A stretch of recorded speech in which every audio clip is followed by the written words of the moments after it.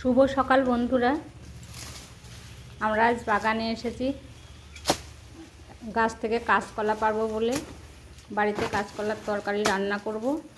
তা কাঁচকলা পাড়তে এসে দেখছি একটা কলা গাছ, লিচু গাছের উপরে মাথাটা ভেঙে পড়ে আছে। এই গোড়ার দিকটা ভাঙলেই লিচু গাছটার একটা ডাল ভেঙে ক্ষতি হয়ে যাবে, তাই গাছটাকে কেটে সরাতে হবে। তাই আমরা দুজনা মিলে গাছটা কেটে সরাবো যাতে লিচু গাছের উপরে না পড়ে।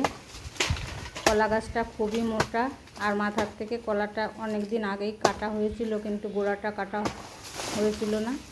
দেখো কত মোটা কলা গাছটা। লিচু গাছ এই তুলনায় অনেক সরু। এই গাছ লিচু গাছের উপরে ভেঙে পড়লে অনেকগুলো ডালই ভেঙে যেত, তাই এটাকে দূরে সরিয়ে দিতে হবে।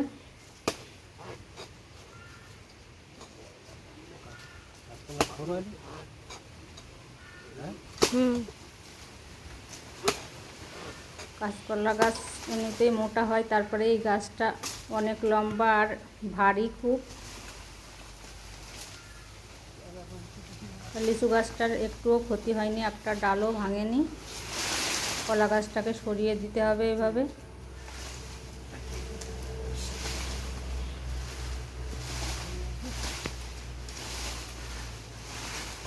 বাগানে আসলেই কোনো না কোনো কাজ থাকেই।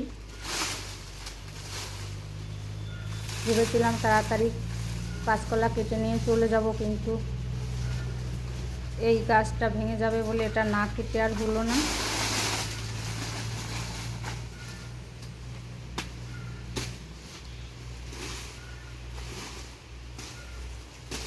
এই কলার পাতাগুলো বাড়িতে নিয়ে গেলেও ছাগলে খেতে পারবে।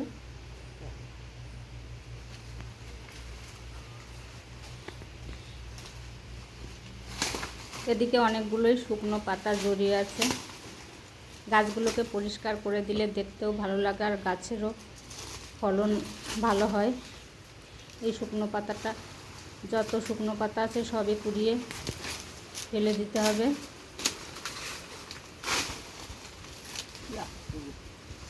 জায়গাটা যেমন পরিষ্কার হয়ে যাবে, তেমন গাছেরও অনেক উপকার হয় এতে।